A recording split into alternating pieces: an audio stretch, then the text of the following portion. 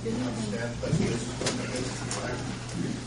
pledge allegiance to the flag of the United States of America and to the republic for which it stands, one nation, under God, indivisible, with liberty and justice for all.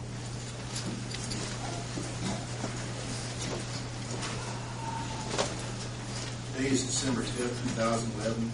Time is 5 p.m. The regular meeting of Greensburg IN Board is called to order.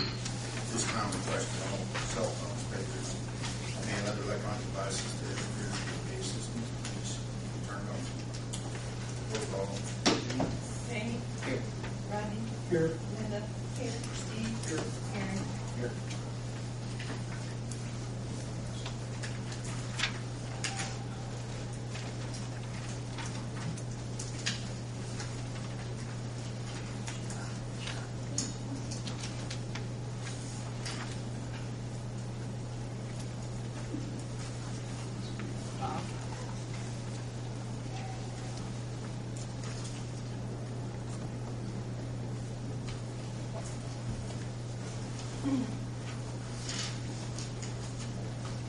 New business, health insurance.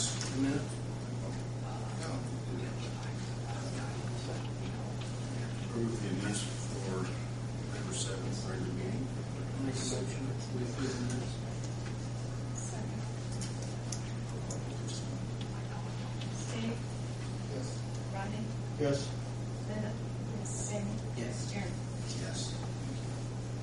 And I'll approve business, health insurance.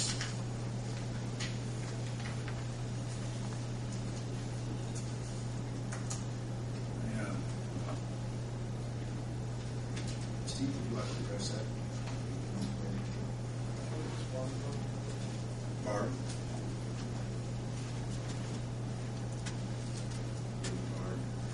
Pardon? Good evening. Good evening. Would you like to state your name, please? My name is Barbara Wilson. I'm an insurance agent licensed here in the state of Indiana and several other states, and was asked to be a consultant for the insurance committee this year, of which we met. I have some letters that were printed up afterwards of the meeting. I don't know for sure who they all go to. Is it? Oh, it works.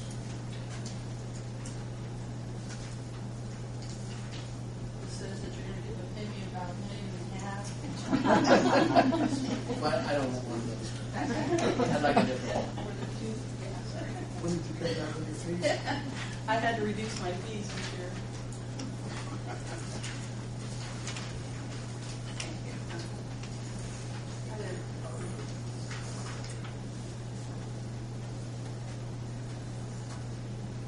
When we met on November the 28th as an insurance committee, those members were Scott Chastain, Helen Gardner, Devin Sigg, Steve Simmons, Jeff Steele, and myself, and the mayor was also present.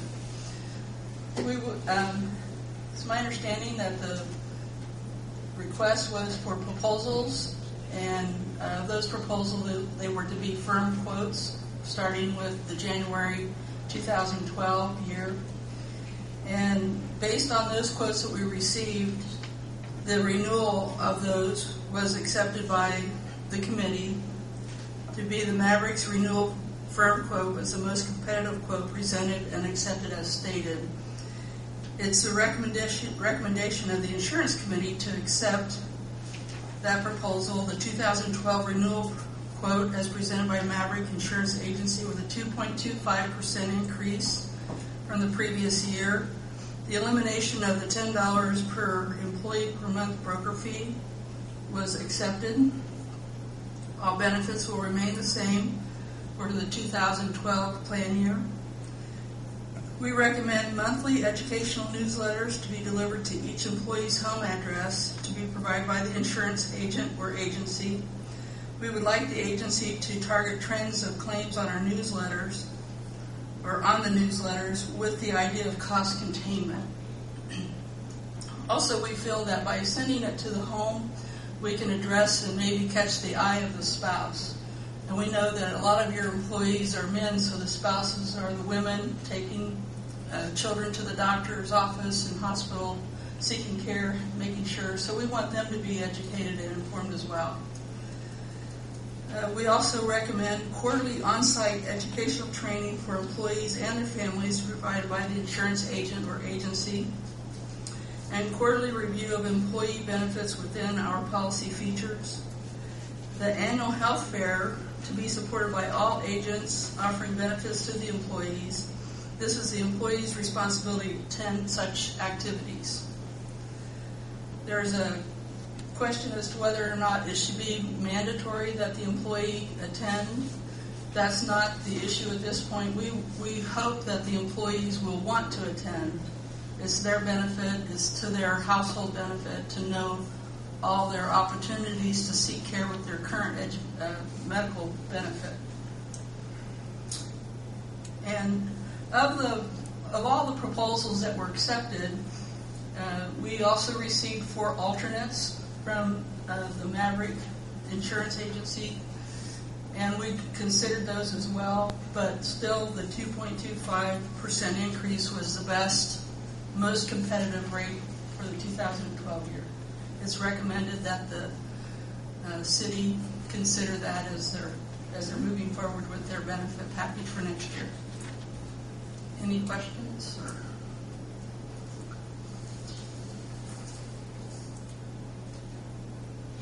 I guess I'm not going to get the $1.5 million raise. Donation.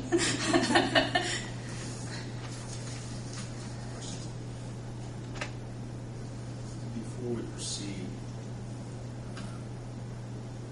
Tom Wort's calling me over this afternoon, and he wanted to know if he should be here this evening. And what I told him was what kind of made decided what he had said, that he really did see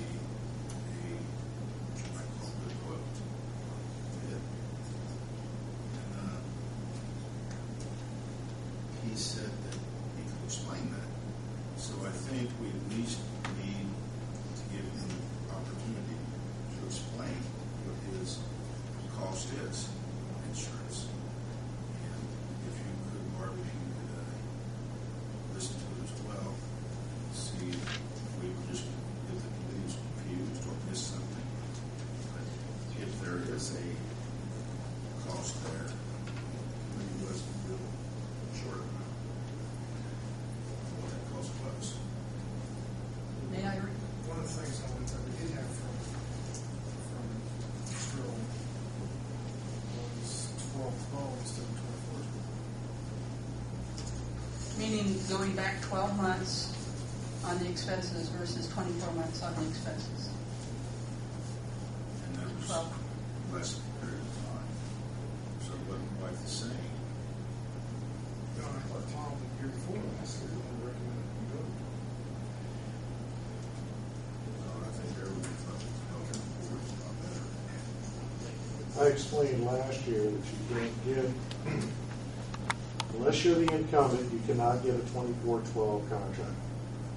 The only people that can get a 24-12 contract is the incumbent because it's the current TPA and they have everything up to the minute. Most often what you'll get is either a 15-12 or an 18-12. Now sometimes they'll come back and offer up a paid contract at last minute or at the final signing of the contract once they've been provided all the claims data through the end of the year so that they know that they're not taking on any unexpected risk. Because of what was the fact that this was sent out to so many TPAs and such, we ended up with more declines than we actually did proposals this time. We basically ended up with a set of 3 reinsurers that would actually quote unquote with us not being the incumbent because it was sent out for so many different TPAs. I can honestly tell you 2.5% is an incredible renewal. If it doesn't have a laser or on the one condition, that's a great renewal rate. And I would say that you would have to take it. I would still say that you still have some underlying issues that I've brought to Mr. King's attention with regard to compliance and some other things that if you don't address them or fix them, you ain't gonna have to worry about those numbers. You're gonna have to worry about a much bigger number as far as what the penalties associated with them are. I gave you examples and everything to show things. So that, you know, but our conversation we had earlier today, I was under the impression that you didn't see any proposal from us. That was why I went and printed out the proposals, because I know they were the last 2 pages of the proposal. What I sent on was the firm proposal. Right, and again, based on, you know, the incumbent is always in the driver's seat. All the proposals come back and say, because of where we're at requesting a proposal, they're going to want the last 2 months of run out, so they know that they're not biting into anything that they wouldn't be, you know, otherwise. And that's why you have to sign a disclaimer, and you can sign that disclaimer as far out as 45 days before your 1/1 effective date. So basically, November 15th is when you can fill out your disclaimer form, submit that in, and those rates are then officially locked in, and you're good to go forward for the next 12 months. And, you know, so when we requested these proposals, they were further than 60 days out. So they wouldn't give you a lock-in rate. And until you sign the disclaimer, they're not going to lock in the rate. It's just how the self-funded market works. And the incumbent, and it's not necessarily just Mavericks, it's actually the incumbent TPA is in the driver's seat. Because one of the, like 2 days before the proposals were due, I think it was the Friday before, we got a revised claim report that was dated November 7th or something, and here it was almost a month later, the end of the month, 27th or something, that we get this report. And Mavericks and the folks over at Mavericks, they're like, hey, we just got this today. I'm getting it out to you guys as soon as we got it. Well, that's true. Mavericks may have only got it that day. But the incumbent TPA is still shopping the market with the current information. So any of us that you ask to come in and quote are always quoting with one arm tied behind our back against the current TPA, because they're constantly getting data in on a daily basis. So, you know, that's just the nature of the beast. So, but based on the information that you just stated, you know, I can't say that staying with the current proposal is not in the best interest of the city. So therefore I did. Do you think 2.25% is a good estimate? 2.25, jump all over it, because that's one of the best. That's one of the best ones that I'm seeing out there. And it says no laser. So they removed the laser, so then you're in good shape there as It well. doesn't require it, right? Yeah, so they removed it. I do have a question. In the future, how can the city, yes, I was going to ask the same question. you know, make it feasible and fair, equal to someone who's not the current insurance provider? You know, how can that be done? I would have actually picked 2 people, kind of what markets they wanted to go to, and then that way you can segregate and limit it. I think there was three of us that took it out. I'm sure that Mavericks took it out internally, so they're taking it out to the reinsurance market for themselves. I know I would if I was your broker.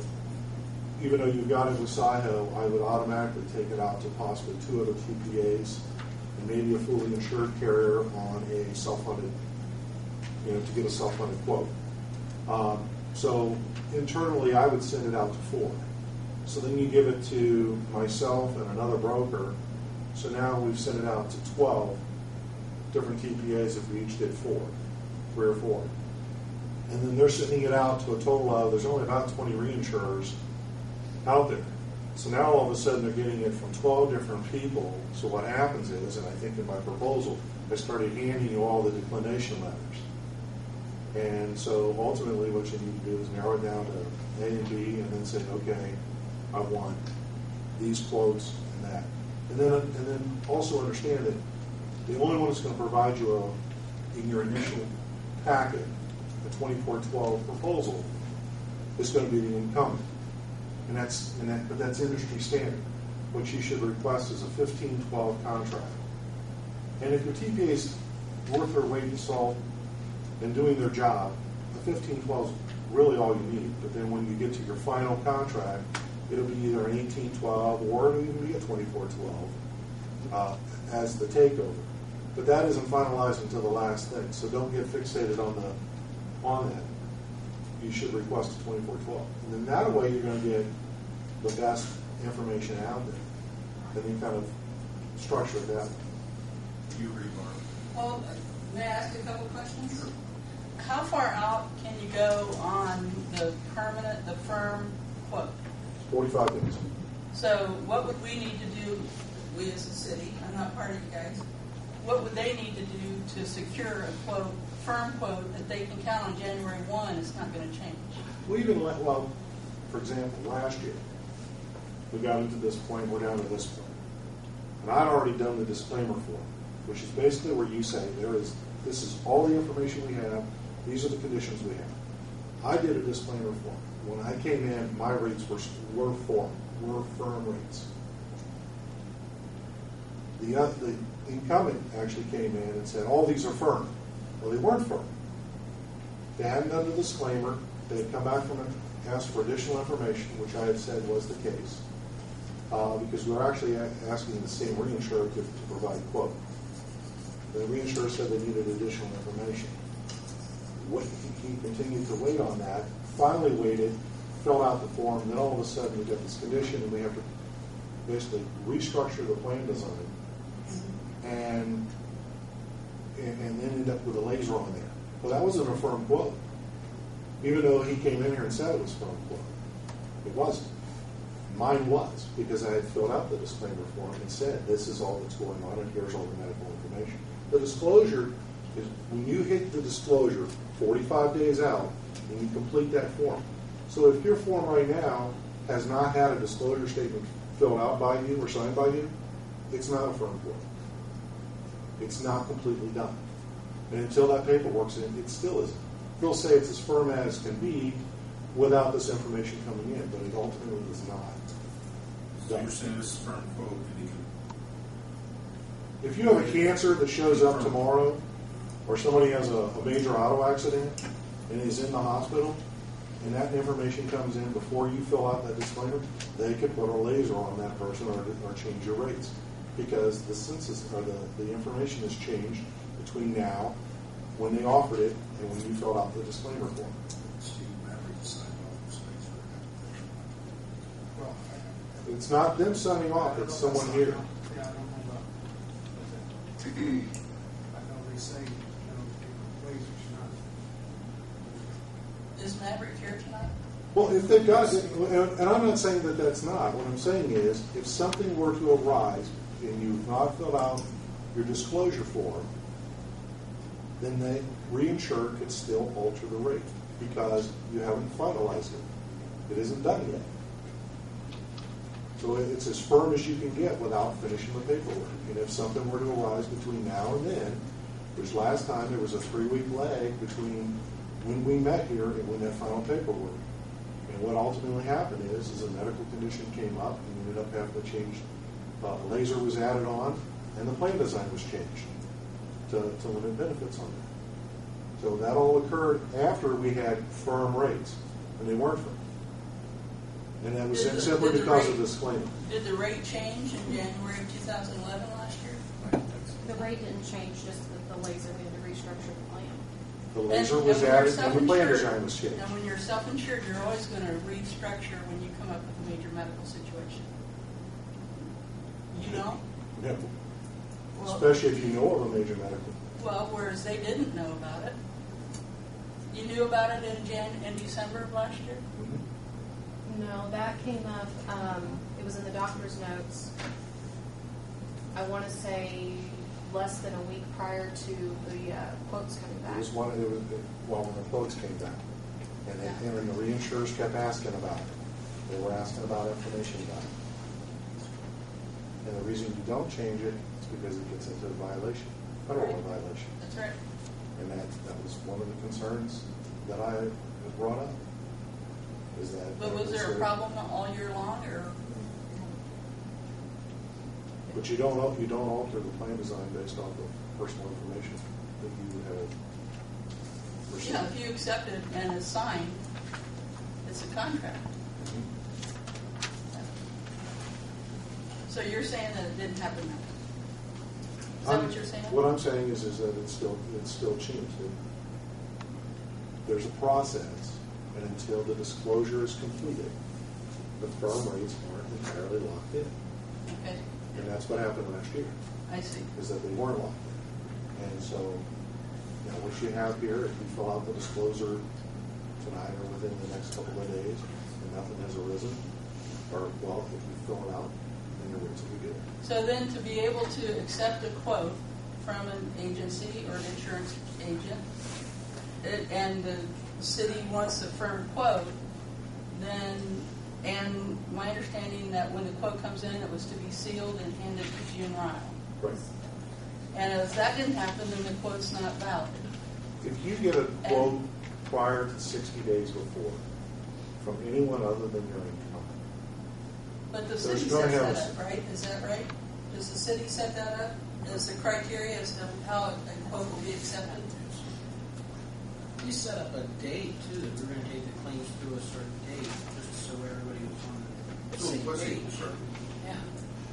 The one thing we're not equal, like Tom's saying, is the 2412 versus the 15 or 1212. Oh, that's for 1812, which we asked for. 24. Now, to get, We had 24. Or I thought we asked the quotes to be 1812. You would ask for what they had. but for them to be basically quoting on the same thing, it had to be 1212, 15 or 12, because the incumbent's the one that has the most accurate information. If we went back to the 1212, 1512, everybody would be operating on the same information. and even your incumbent trying to get alternative proposals, if he goes to other carriers, more than likely he's going to receive 1812s, 15 or 1812 contracts, because they're not the incumbent third-party administrator. So if they're trying to get alternative proposals, chances are they're going to, if they're going to other TPAs, they're going to have to do the same. All his alternate quotes, they Okay, well, then as the incumbent, they were able to get them. Well, Well, next year, Tom, we are getting measured with services that will help us as well.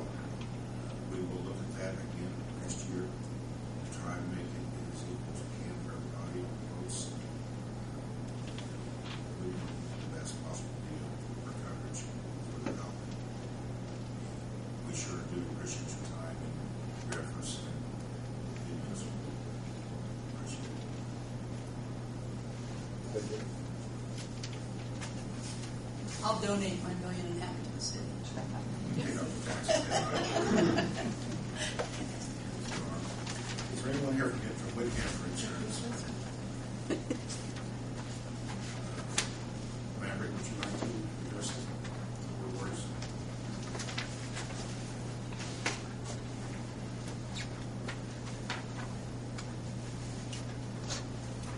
I'm Carrie Baird from Maverick Insurance, and I'd first like to just apologize, Mr. Cooper couldn't be here tonight, but I am the account executive that worked with the city for several years, so I'd just like to thank you all for the opportunity to quote as well.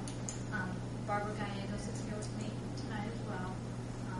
Just wanted to see if you had any questions. I know the insurance committee looked at everything. It seems like Ms. Wilson did a very nice job, and the whole insurance committee really looked at everything that was given to you. So, Questions? talk about just getting the signatures in place, so that we're locked in within the next day or two. yes, Can we get that done? yes, we can. Sooner the better, right? But I want to defer, I want to, like, for anybody on the board, has any questions, concerns, I'd like to hear.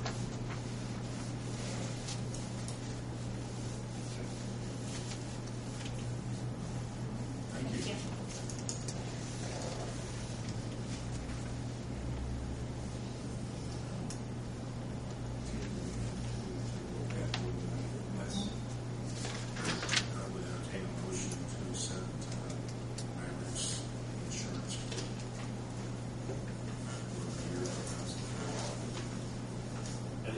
specifically you want to? Accept the recommendation of the insurance. I'll make a motion to accept the recommendation of the insurance committee.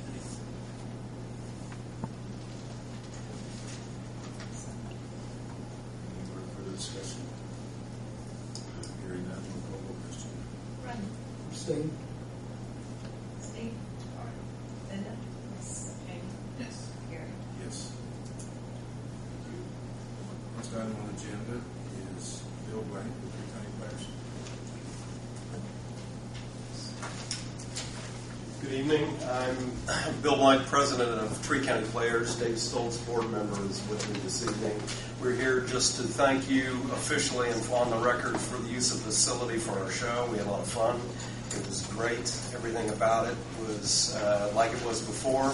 I'd specifically like to acknowledge the fire department, the police department, for their support and the staff that cleaned up during rehearsals and whatnot like that. But we appreciate it. We had a lot of fun. It was great.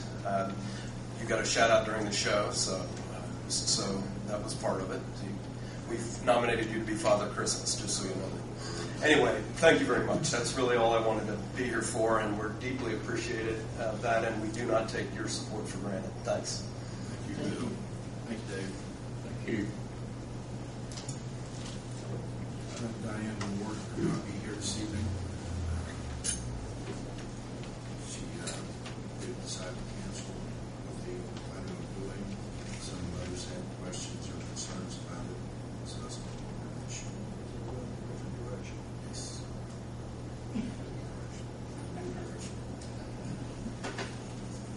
City Engineer Gary Murray.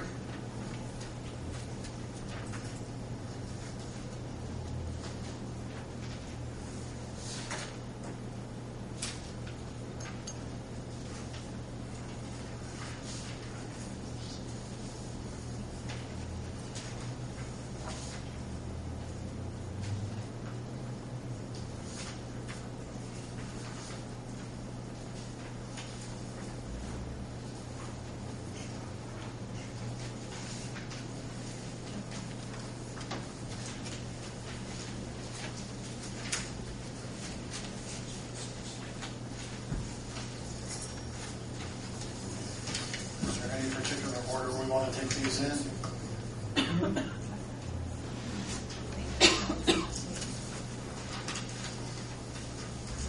I'll just take them in the order that they are on the agenda.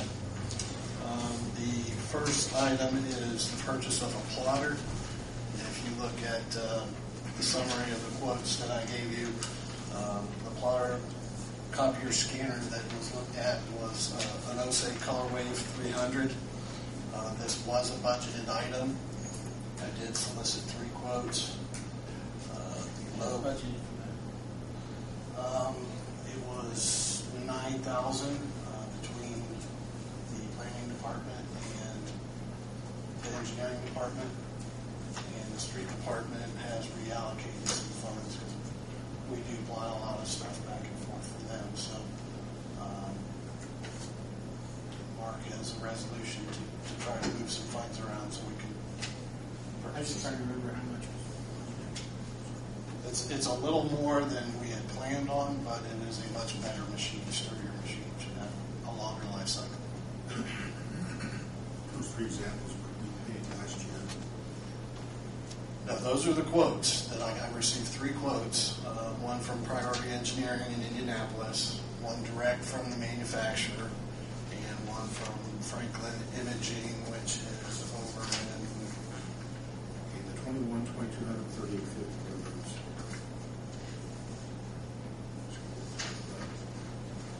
no, that's for the boundary survey. We're talking about the plotter right now. Just that lower set of numbers. All 3 of these are for the same one? Yes. Yes. It cost more from the manufacturer. Yeah. I don't know if the rep's got different numbers, but I've got them here if you want to look at them. They're all the same item. Exactly the same, Osage Colorwave 300. $9,000, you say there is a place to get their request. Yes.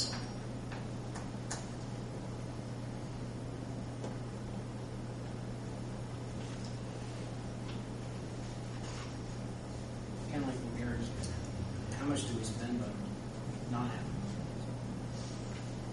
We did not spend a whole lot because I have not been preparing plans to a large scale, but I do have a project now that we just got the survey back, which is going to be an extension of a water main.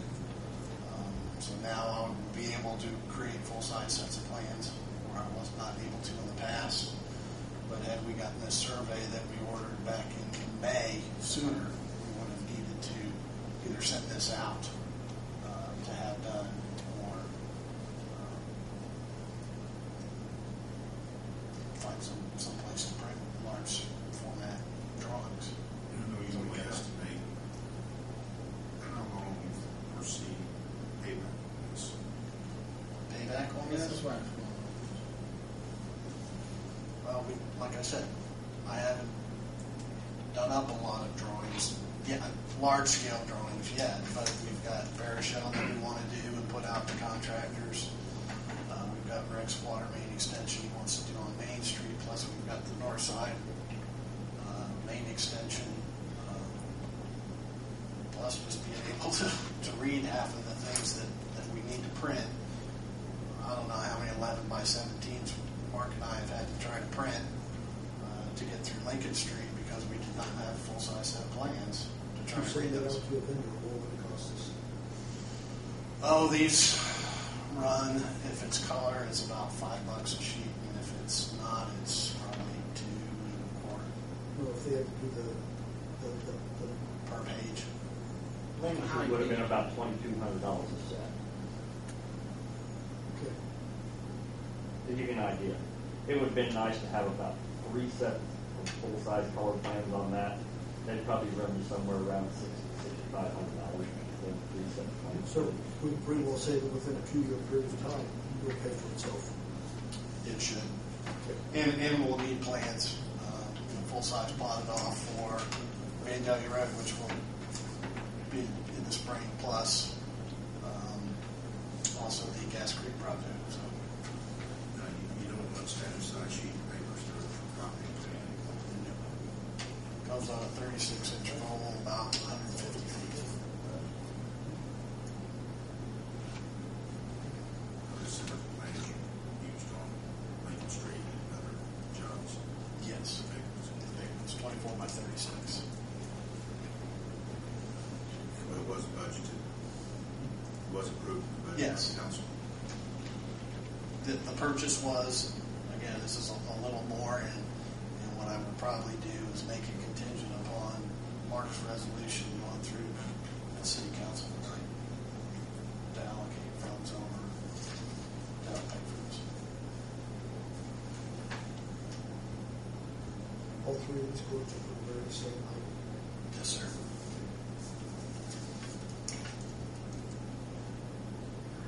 We need to approve it contingent on money being I would, just in case city council has Mark's transferring some funds over to another. You can't, I mean, June, correct me if I'm wrong, but you can't approve it, if the money's not there, you can't approve the purchase of it, so hence the condition, it's got to be, over with city council.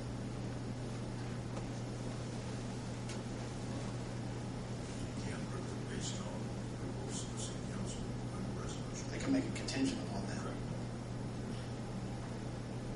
Where is Priority Union? They're in Carmel. And are they the ones that do maintenance? Yes. There are not a lot of firms that rent this kind of equipment. So we're saying the money is in place right now, or is it not? 9,000 is. No, I've got a resolution for city council on that. Okay, gotcha.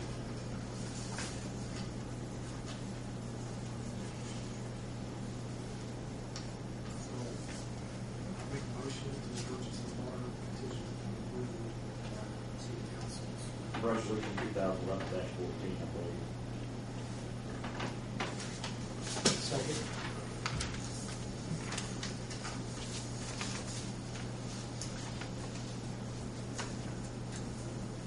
Any discussion? Hearing none, roll call vote, please. Jamie? Yes. Linda? Yes. Sunny? Yes. Steve? Yes. Gary? Yes. The other item on that same page is quotes for a boundary retracement survey for the upland reservoir. We want to annex that and bring that into the city limits.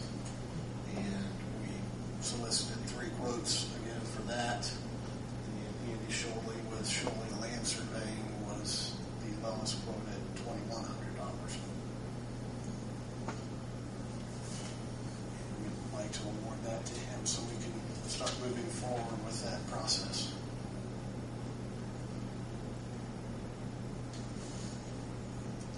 I think it's a great advantage to have that connection to the city. Make the motion to do that, please. Who are you going with?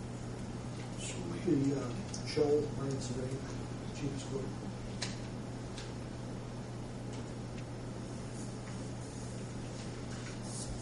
Second.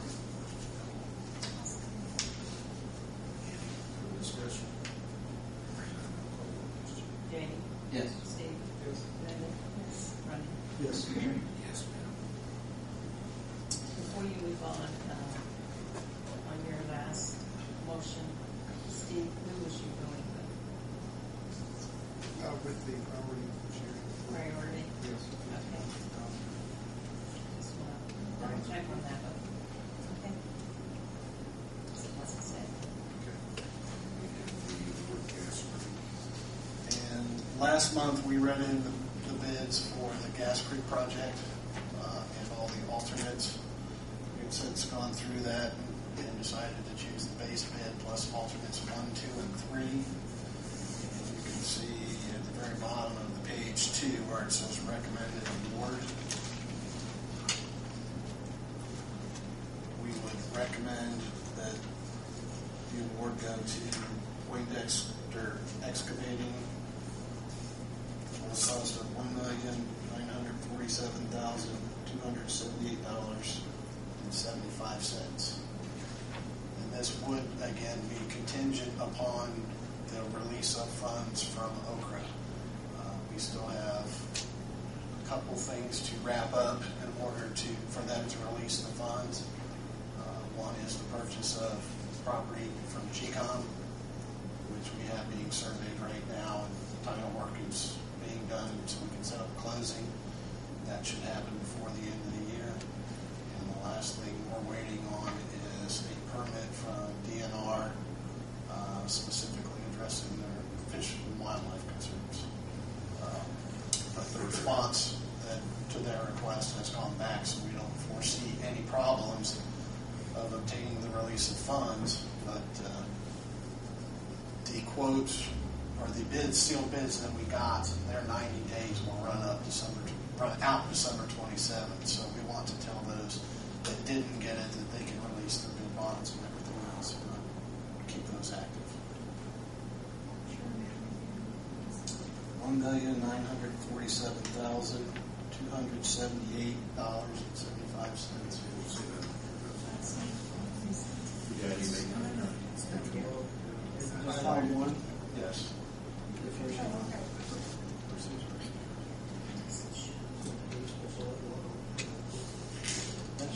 Is that just the base bid? That's base bid plus alternates 1, 2, and 3. It's the highlighted Right.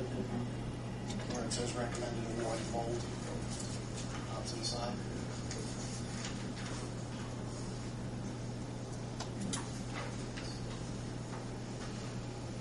Are the alternates on there? I think that's what. Looks like the Yes. alternates aren't included in that. Okay. They are. They should be. The base bid for Poindexter was $1,899,353.75. I think it's worth noting, sometimes this comes up, but it's worth noting that Poindexter is also the low base bid. Yes. And so, in accepting, sometimes if you accept alternates, if it ends up changing the contractor, sometimes there's some complaint. Right.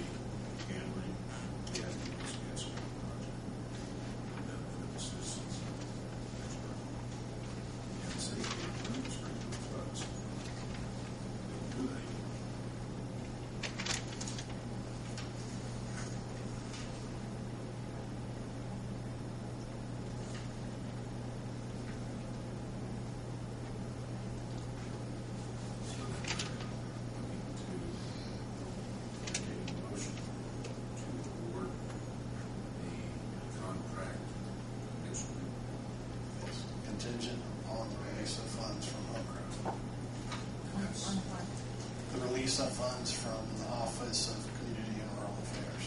And that has all been approved. The dollar amount has been approved. We've just got a couple more check boxes to get checked off yet.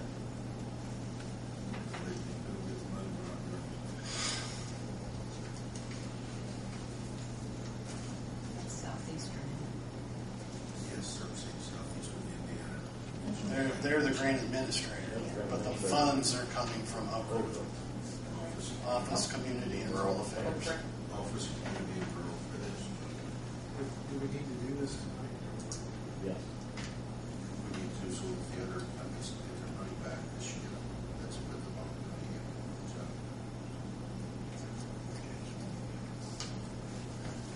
Gary, are you going to need an extension by Poindexter? No, we should. You're going to have time limit? We should, based on hopefully the weather holds, but the surveyors were supposed to get out there today to start the boundary work. They've assured me they can have it done in 5 or 6 days, and the title work is already being done on the parent track, so it should not be an issue being able to set the closing before their bid expires. Correct. Yeah.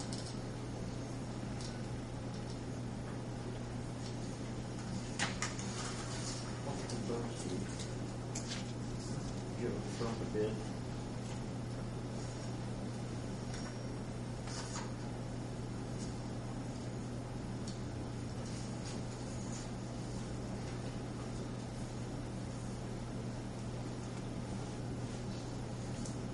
And this is a $2 million grant that we're getting from OCRA to pay for the bulk of this.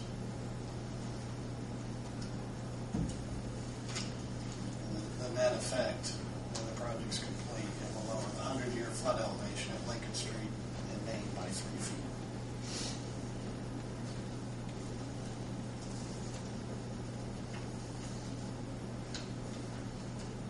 I'll make a motion that we accept the bid from Poindexter with their base bid plus alternates 1, 2, and 3. Contingent upon the release of funds. Contingent upon the release of funds.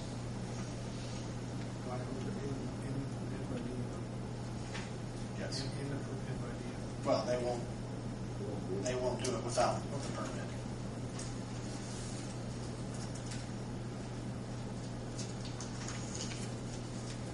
I'll second that. any further discussion?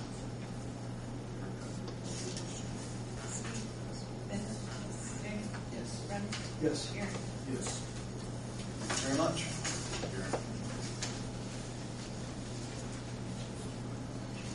Item on the agenda is fire department. Ron, you're up. I read your name here. Well, first apologize for the different uniform.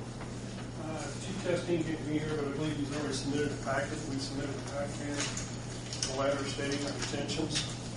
Earlier this year, members of the Greensburg Fire Department have been to 2 different green bin rescue classes, seen 2 different products. Both of those, one being GSI, which was presented by Han Green Handling out of Milroy. The other class was presented by Purdue University, which between the 2 we chose the Liberty Green Rescue Tube System. The cost of the tube system is about $3,900 with shipping and handling. We have sent out letters for contributions towards the fund, purchase of this fund. Currently, today, we have $4,270 turned into the clerk treasurer. I have a pledge of another $1,000. Any funds over the purchase of the green bin rescue tube will go towards a rescue saw that complements that set. So the Chief Chastain requested we come this evening, to request funds be allowed to purchase this green tube system. On the quote that has been submitted to you, Chief caught it. They have added taxes. He has since spoke to them. That's why there's a difference in amount. With taxes removed, the amount will be $4,085. It will be purchased and shipped to the Greensburg Fire Department. And where's the funds came from so far? Contributions. And you're like, how much? There's 4,270 as of this afternoon.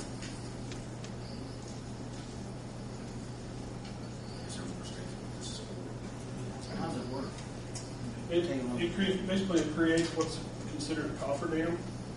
They interlock and slide, but they are a pliable plastic, so if we get into a smaller grain bin area, our agricultural community, we can bow it, bend it, stretch it to get it in there. Once we get it in there, there's sections we put together.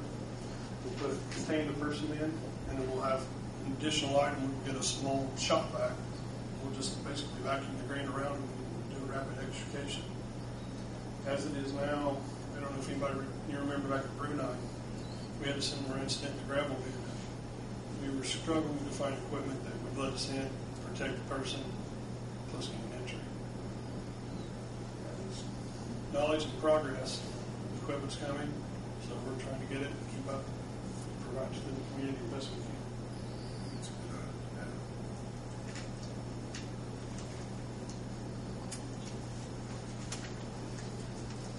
Motion to approve.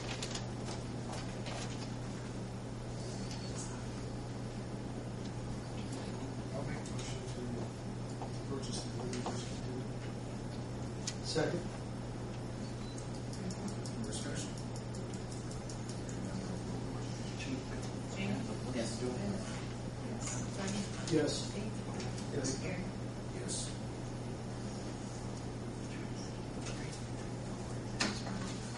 Any other questions? I can look at it. I get to know training. We have several members that went down to Purdue offsite and around the Cape Canaveral, Butler. We've also had later this summer, we had a training session at the Winning Farm, which we had not only fire departments from other county services, we also had members from the private sector, such as Omar Young, Humphrey Farms, Winning Farms, of course, J&A Grain, Advanced Vacuum. And the goal is, once we get this device in, then we can start picking up burning items. So that's anybody, so we have more personnel training.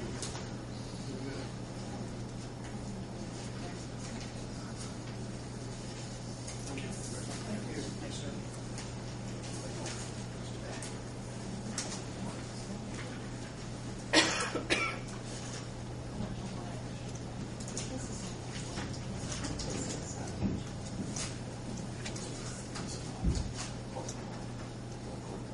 Next item, Mark Foster Campbell, Street Commissioner.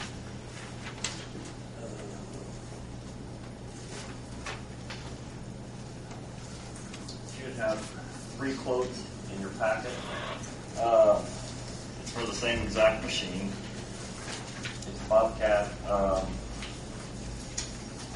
Reason we really looked at Bobcat versus the 2 others that are out there, John Deere and Case. John Deere doesn't have near the governmental discount. Melrose Corporation is tremendous as far as the governmental discount they'll allow. Case does. We bought a Case hoe last year. Let's just say we haven't been pleased with the warranty and service work in the last year. We have a local dealer for Bobcat. No matter where the machine would have been purchased from, we would have had somebody here locally. They're one of the better Bobcat dealers in the southeastern part of the state, and it just so happened they did have a low quote, I believe. I haven't really had a chance to look at it. Yes, they did. Pardon? Yeah, 38/5/1996.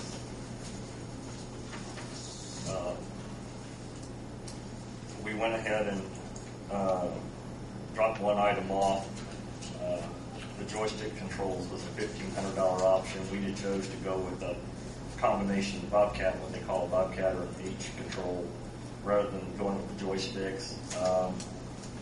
Most of the guys I've got are not familiar with the joystick operation equipment. And it doesn't work very well when you're in mud because it's very, very touchy on the joystick to try to get it to where the machine will actually rock one direction or the other and keep the other side in neutral. Or the hand control levers, if you're using these, they're much easier to control. In the environment we're going to be working in, that's probably more appropriate because they're not going to be out. The big use for this is going to be our wonderful west side of the square that we completed this last summer, where we have no other way to move snow now than to do it with a Bobcat. or skid steer type loader piece of equipment.